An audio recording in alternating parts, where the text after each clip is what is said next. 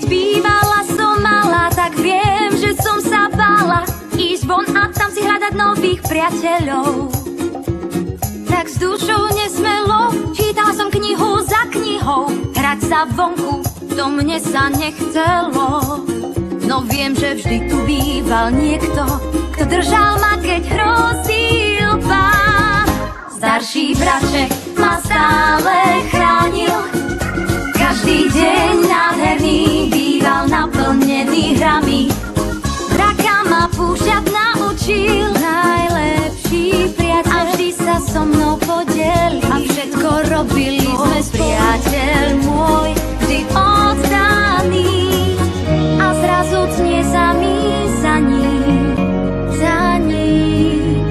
Starší braček ťa stále chránil, každý deň nádherný býval naplnený hrami.